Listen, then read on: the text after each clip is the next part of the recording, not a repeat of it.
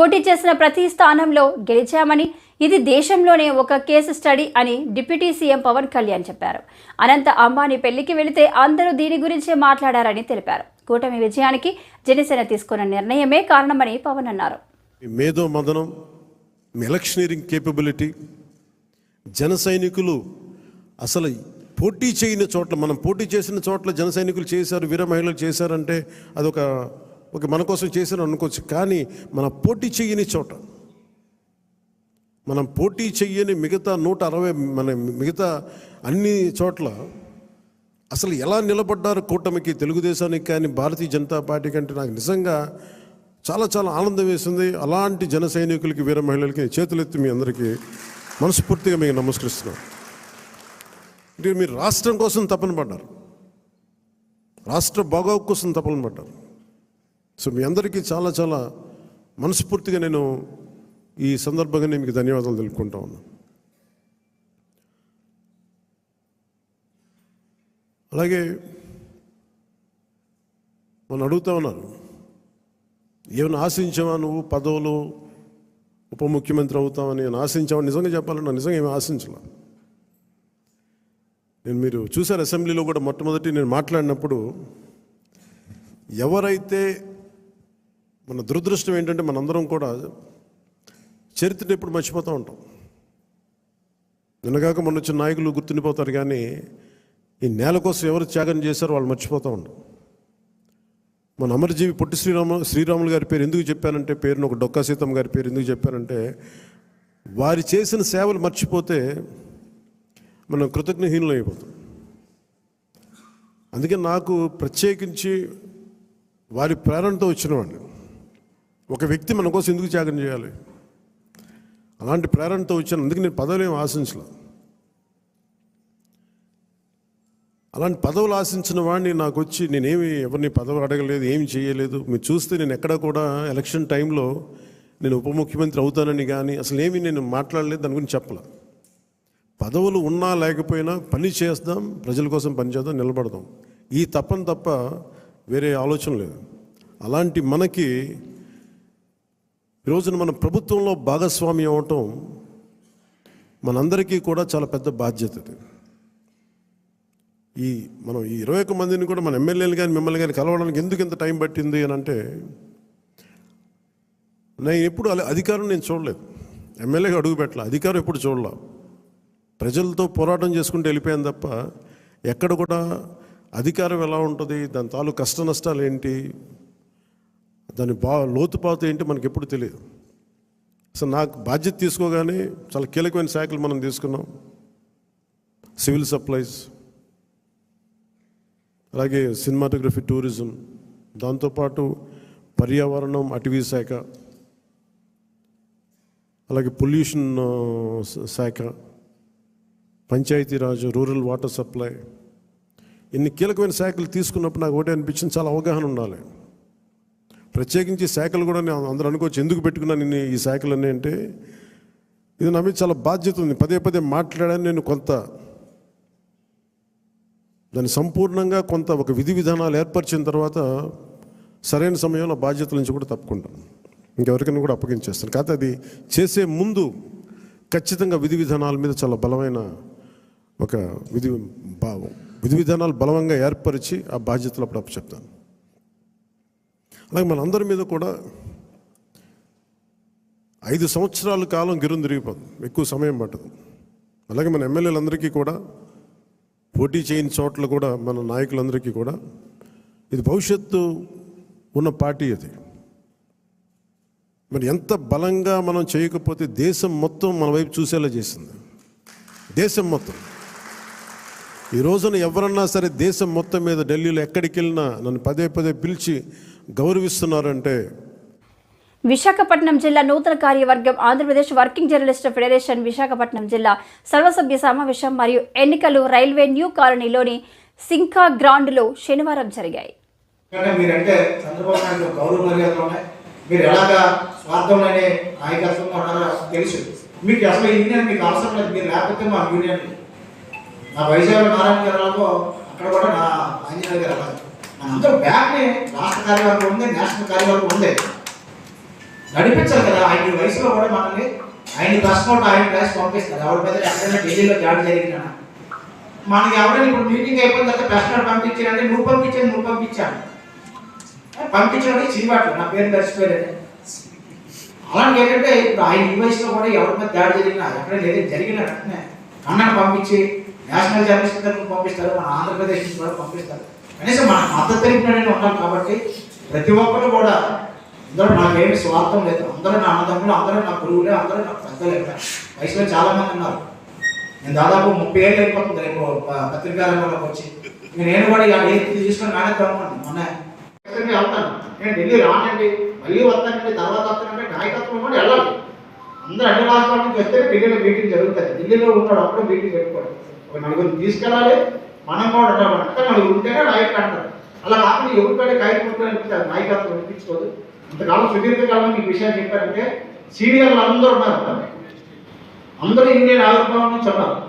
కొంతమంది అటు ఇటు కూడా డ్యాన్స్ చేసి ఇక్కడ ఈ ఫోటోలో కనిపించి మళ్ళీ వెళ్ళి ఇంకో వేరే ఇంకో ఫోటోలో కనిపిస్తుంది. తప్పులేదు, అలా వెళ్ళిపోవడం డైరెక్ట్ వెళ్ళిపోండి. అలా కాకుండా ఇదే యూనియన్ ఉండి మళ్ళీ మమ్మల్ని ఇబ్బంది పెట్టడం, మీరు ఏ యూనియన్ ఉన్నారో బయట వాళ్ళకి తెలియకపోవడం, ఇదంతా కూడా గందరగోళం. కాబట్టి మీరు ఏది ఇండివిజువల్గా ఒక సైకిల్ కోసమో లేకపోతే ఒక సొసైటీల కోసం పోరాడితే దానికి తప్పులేదు. ఎందుకంటే మనకి ఎవరి కాదు ఏదైనా సరే అవకాశం వస్తుంది. మన ఏరియా ప్రాంతంలో సైకిల్ వస్తున్నాయంటే మీ గాజువాళ్ళు అందరూ ట్రై చేసుకోండి, తప్పే ఉంది. దానికి మేము తప్పు పట్టట్లేదు. మన యూనియన్ పరంగా మాత్రమే మనకి నేను ఒక్కరిని సాయం చేయగలను, అంతగా చేయగలను, 5,000 చేయగలను, 10,000 చేయగలను. నాకు కూడా ఏదైనా రావాలి కదా. నేను కూడా నా భార్య పిల్లలు కూడా బతకాలి కదా. అలా కాకుండా అందరం కూడా ఏదైనా యాక్టివేట్ పెడితే ఇప్పుడు సిటీలో కల్చర్ నడుస్తుంది కానీ అదే ఎక్కువైపోయింది. ఎవరైనా ఒక రోజు 2 రోజులు ఉంటే నిజంగా జెన్యూన్ పేద జర్నలిస్టులు అయితే వెంటనే 25,000 వేస్తారు. ప్రతి ఒక్కరికి ఎక్కడెక్కడో సంబంధం లేకుండా ఫోటో తెచ్చి ఏదైనా పేద జర్నలిస్ట్ మీరు సాయం చేయండి. ఎవరైతే రోజు డబ్బులు మనం మాత్రం అంతమంది డబ్బులు ఉన్నారా? కాబట్టి ఏంటంటే ఈ యూనియన్ ఉంటే యూనియన్ ఉన్న ఉండండి, వేరే యూనియన్లకు వెళ్ళిపోవాలనుకుంటే స్వచ్ఛందంగా వెళ్ళిపోతే ఇందులో ఏం వ్యాపారం లేదు. 40 మంది ఉన్నా 50 మంది ఉన్నా యూనియన్ అలాగే ఉంటుంది, ఏం అవ్వదు. మిగతా యూనియన్ అసలు ఏమి రిటర్న్సే ఫైల్ చేయడం లేదు. ఈ ఆంజనేయుడు గారు మన మీద ప్రజలు ఇచ్చి విపరీతంగా 600-700 మంది మన రిటర్న్స్ పంపిస్తాం, క్రమం తప్పకుండా పంపిస్తాం. దానికి మురళీకృష్ణ గారు చాలా ఇబ్బందులు పడతారు. ఇప్పుడు శ్రీనివాస్ గారు పడుతున్నారు, 600 లిస్ట్ పంపించాం. కాబట్టి ఏంటంటే కష్టపడే వాళ్ళు పదవులు తీసుకోవచ్చు, అటువంటి వారిని పొరపాటు పెట్టుకుంటాం. నిజంగా మన యాక్టివిటీస్ కంటే ఇవాళ పత్రిక మీడియా యాజమాన్యాలు, పత్రికలో ఒకటే కాదు ఛానల్స్ కూడా మీడియా యాజమాన్యాలు ఇవాళ అప్పుడు జగన్ వద్దన్నారని ఆగా, ఇప్పుడు ఎవ్వరి మాట వినను. చాలా రోజుల తర్వాత వైసీపీ ఎంపీ విజయసాయిరెడ్డి మీడియా ముందుకు వచ్చారు. తనపై ఓ మహిళ గర్భం విషయంలో చాలా ఆరోపణలు వచ్చినా కూడా ఆయన స్పందించలేదు. ఇవాళ స్వయంగా ఆమె వచ్చి విజయసాయితో తనకు ఎలాంటి సంబంధము లేదని గట్టిగా చెప్పారు. నేను ఒకటి చెప్తా అదే నేను చెప్పేది వినవే. ఒక్కొక్క ప్రశ్న అడగవయ్యా. నీ పేరేంటి? రామకృష్ణ శ్రీనివాస్. నువ్వు కూడా వంశీకృష్ణ లాగానే ఉండవే. వంశీకృష్ణ కన్నా ఎక్కువ. చూడు, వాడే ఆ మదన్ మోహన్ అనేవాడు ఈయన చెప్పాడే, ఆ మదన్ మోహన్ అనేవాడు వంశీకృష్ణ మీద ఆరోపణలు చేస్తుంటే ఇదే రకంగా రియాక్ట్ అవుతారా? నేను ఒక్కటే చెప్తా ఉన్నా, silence please, silence please, silence please. అక్కడ మన వాలంటీర్స్ ఎవరు ఉంటే ఆపండమ్మా అక్కడ ప్లీజ్. మాట్లాడుతుందని చెప్పండి. మాట్లాడాలంటే బయట పోయి మాట్లాడుకోండి సార్. ఒక్క నిమిషం సార్. నేను ఒకటే చెప్తా ఉన్నా, శ్రీనివాస్ మీ వంశీకృష్ణ కూడా చెప్పు, ఇదే మహిళ పైన, ఇదే మహిళ మీద ఏదైతే ఆరోపణలు చేశాడో మీ వాడు వంశీకృష్ణ గాడు, అదే మహిళ కమ్మ సామాజిక వర్గానికి చెందిన మహిళ అయితే ఈ ఆరోపణలు చేస్తాడా నేను ప్రశ్నిస్తా ఉన్నా. చెప్పు. నేను చెప్పా. రెండో విషయం, ఈ మదన్ మోహన్ అనేవాడు నన్ను ఎన్నిసార్లు కలిశాడు? ఈ మదన్ మోహన్ అనేటటువంటి వాడు నా దగ్గరకు వచ్చి 2 సార్లు స్కాలర్షిప్ దేనికోసమో 2 సార్లు వచ్చాడు. చాలామంది వస్తుంటారు, మీరు కూడా వచ్చారు, ప్లాట్ల కోసం వచ్చారు. నేను చేయగలిగింది చేశా. అదే రకంగా వాడికి చేశాను. మదన్ మోహన్ అనేటటువంటి వాడు సాయిరెడ్డి మీదనే ఎందుకు కంప్లైంట్ చేశాడు అని అంటే దానిలో ఆంతర్యం అర్థం చేసుకోలేనటువంటి అమాయకుడు అంటవయ్యా శ్రీనివాస్ నువ్వు. మీ వంశీగాడిని అడుగు, వాడు చెప్తాడు బాగా దీనికి సమాధానం, నేను కాదు చెప్పాల్సింది. మదన్ మోహన్ అనేవాడు వంశీగాడిని అప్రోచ్ అయ్యాడా లేదా, ఎందుకు అప్రోచ్ అయ్యాడు, వాళ్ళిద్దరి మధ్యన ఉండేటటువంటి అండర్స్టాండింగ్ ఏంది అన్నటువంటిది మీ వంశీగాడిని అడుగు చెప్తాడు. Right, next. ఆరోపణలు వచ్చిన తర్వాత ముందు ఫస్ట్ ఏం జరిగిందని నాకే తెలీదు, నాకు సంబంధం లేనటువంటి విషయం. నాకన్నా ముందు మీకే తెలిసింది ఏం జరిగిందని అనేది. ఆ తర్వాత అర్థం చేసుకొని ఆధారాలు సేకరించి దాని మీద రియాక్ట్ అయ్యేదానికి 3 రోజులు పట్టింది. 3 రోజులు కాకుంటే 4 రోజులు పట్టచ్చు. ఎవరైనా తమరు ఏ ఛానల్ నుంచి కొంచెం పైకి లేచి మాట్లాడితే బాగుంటుంది. మీకు శాంతి గారికి ఎలాంటి పరిచయం ఉంది సార్? మీకు శాంతి గారికి ఎలాంటి పరిచయం ఉంది? 2016లోనే ఆమె మీరు ఢిల్లీ తీసుకెళ్లారు అనేది ఒక ఆరోపణ మీ మీద. నీకు నీ పేరేంది? ఉదయ్ సార్ నా పేరు. ఉదయ్, నీకు నాకు ఏం పరిచయం ఉంది? ఎన్నిసార్లు కలిసాం చెప్పు, నువ్వే చెప్పు. చెప్పరా బాబు, అవునా సార్? అలాగే నువ్వు ఎన్నిసార్లు మన ఇద్దరం కలిసాం చెప్పు, నిజం చెప్పు. నువ్వు అంటే నా మీద ఆరోపణలు లేదు సార్. లేదు, ఆరోపణలు చేస్తే వస్తాయిరా బాబు. నువ్వు ఎన్ని గంటలు కలిసాం? నువ్వు నేను ఎన్నిసార్లు కలిసాం? ప్రతిభావంతులను గుర్తించేందుకు గ్రామీణ ప్రాంతాల్లో మ్యాచ్లు ఏర్పాటు. ఆల్రౌండ్ ప్రతిభతో ఐపీఎల్ 3rd సీజన్ కప్ గెలిచిన వైజాగ్ వారియర్స్. ఆట ఆడారు, అదే ఉత్సాహంతో ఇక్కడ ప్రెస్లో కూడా మాట్లాడారు. ఆ ఎనర్జీ మీ ద్వారా మన తెలుగు ప్రజలందరికీ, వైజాగ్ ప్రజలందరికీ చేరవేయాలని, దీని యొక్క ప్రెస్ మీట్ యొక్క ముఖ్య ఉద్దేశం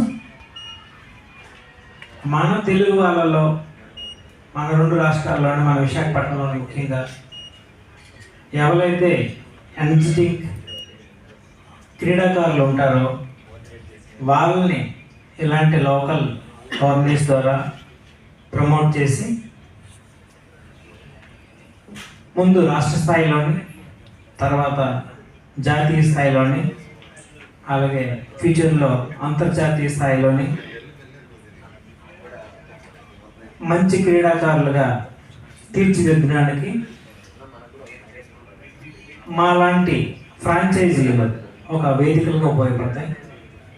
మన ఆంధ్ర ప్రీమియర్ లీగ్లో 6 ఫ్రాంచైజీలు ఉన్నాయి. అఫ్కోర్స్ మనం ఫస్ట్ 2 సీజన్స్లో అనుకున్నంత రిజల్ట్ రాకపోయినా 3వ సీజన్లో మంచి పట్టుదలతో ఆడడం వలన మనం ఛాంపియన్స్గా నిలబడ్డాం. దీనికి captain KS Bharat, vice captain Ashwin Hebbar, అలాగే మిగిలిన బౌలర్స్, బ్యాటర్స్ అందరూ చాలా బాగా ఆడారు. It's a team work. Cricket అనేది మనం అంతా ఎందుకంటే ఇష్టపడతాం, ఇట్స్ ఏ టీమ్ వర్క్. టీంలో ఎవరు కరెక్ట్గా లేకపోయినా, ఎవరు కొంచెం తప్పు చేసినా దాని ఎఫెక్ట్ అనేది మిగిలిన అందరి మీద పడుతుంది. ఒక కుటుంబంలో ఎవరైనా సరే ఒకరు తప్పు చేస్తే అదంతా కుటుంబీకుల మీద ఎలాగైతే పడుతుందో, అలాగే క్రికెట్లో కూడా ఎవరైనా చిన్న తప్పు చేసినా దాని భారం అనేది అందరి మీద పడుతుంది. కాబట్టి ఇట్స్ ఏ టీమ్ వర్క్.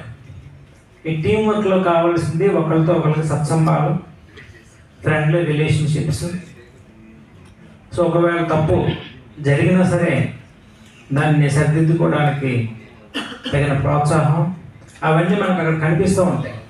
అందుకోసమనే మన ఇండియన్స్ ఎక్కువ క్రికెట్ని వాచ్ చేస్తూ ఉంటారు. That's my opinion apart from the entertainment. So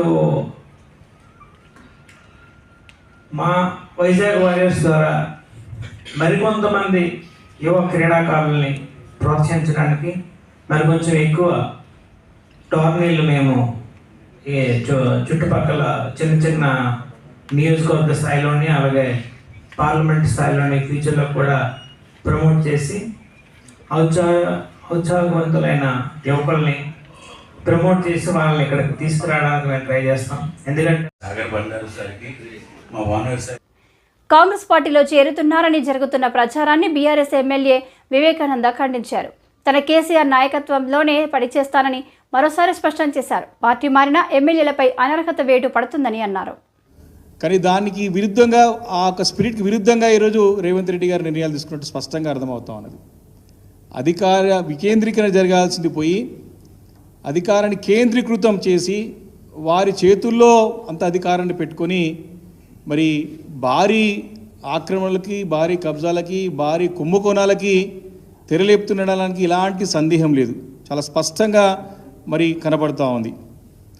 చాలా అంటే చాలా క్లియర్గా, క్లారిటీగా మరి ఈరోజు స్థానికంగా మరి దగ్గర ఈ రింగ్ రోడ్ లోపల మనకి జిహెచ్ఎంసీతో పాటు కలుపుకుంటే 8 కార్పొరేషన్స్, జిహెచ్ఎంసీ ప్లస్ 7 కార్పొరేషన్స్, అదేవిధంగా 20 మున్సిపాలిటీస్, 33 గ్రామ పంచాయతీస్ ఉన్నాయి.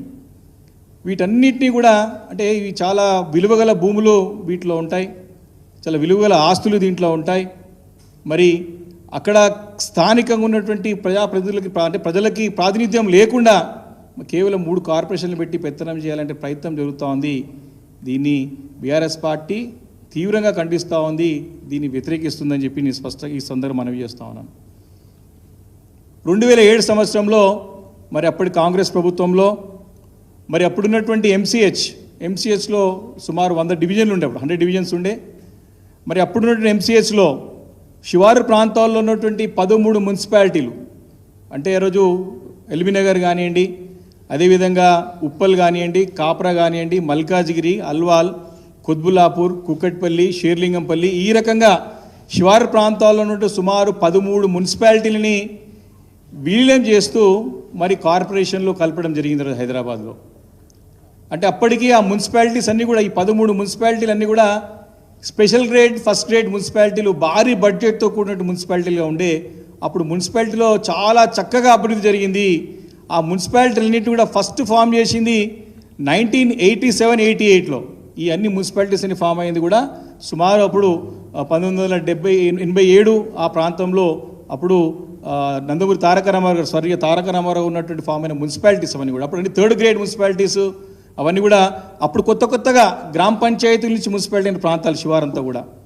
కాబట్టి దగ్గర మరి 1987 నుంచి తీసుకుంటే మరి 2005 వరకు కూడా ఇవన్నీ మున్సిపాలిటీస్గా ఒకటొకటి స్టెప్ ఎత్తుకుంటూ స్పెషల్ గ్రేడ్ మున్సిపాలిటీస్ వరకు వచ్చి భారీ బడ్జెట్తో కూడిన మున్సిపాలిటీస్ని హైదరాబాద్లో 2007లో కలపడం జరిగింది. అప్పుడు కూడా తీవ్ర వ్యతిరేకత మరి ఆ రోజు వ్యక్తమైంది. మరి మున్సిపాలిటీలని తీసుకుపోయి కూడా వైసీపీ ఎంపీ విజయసాయిరెడ్డితో తనకు సంబంధం అంటగట్టడం దారుణమని దేవాలయ అసిస్టెంట్ కమిషనర్ శాంతి వాపోయారు. సుభాష్ అనే వ్యక్తితో బిడ్డను కన్నానని చెప్పారు. తను విదేశాల్లో ఉండగా తన భార్య వేరే వారితో బిడ్డని కన్నదని మొదట భర్త మదనమోహన్ చేసిన ఆరోపణలపై ఆమె వివరణ ఇచ్చారు. విజయసాయితో ఎలాంటి సంబంధం లేదన్నారు.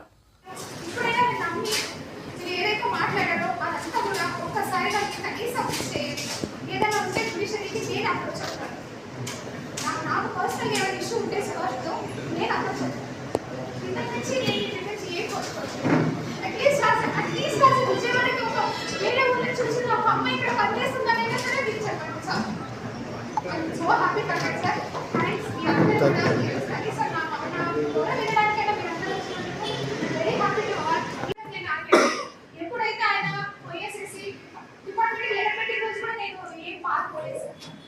నాకు తెలియదు అసలు నాకు వాన్ చేసేయలేదు. నేను మొదటి కమిషన్ మాట్లాడతాను, పక్కన ఇస్తాను ఇప్పుడైతే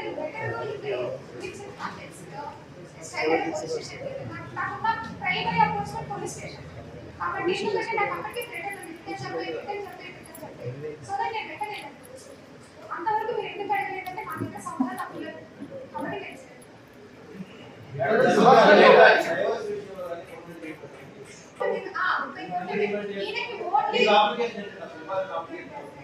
కాబట్టి ఎందుకు అడుగుతున్నానంటే అక్కడికి ఎవరు లేదు, అతనికి సంపాదనంతగా 1 లక్ష రూపాయలు జీతం. ఆ 30 కోట్లు కూడా విజయసాయిరెడ్డి గారి పేరు పెడితే ఆయన దగ్గర నుంచి నాకు వస్తాయి. ఆశతో ఖచ్చితంగా ఆయనే రాశాడు. ప్రతి చాటింగ్ లో కూడా విజయసాయి రెడ్డి గారి పేరే రాశాడు. ఆయన నా పిల్లలు ఉన్నారు సార్. నేను ఇక్కడ రాశాను. నేను ఆల్రెడీ మేము ఇద్దరు స్పిరిచువల్ లెవెల్స్ కూడా ఎక్స్ట్రా సార్.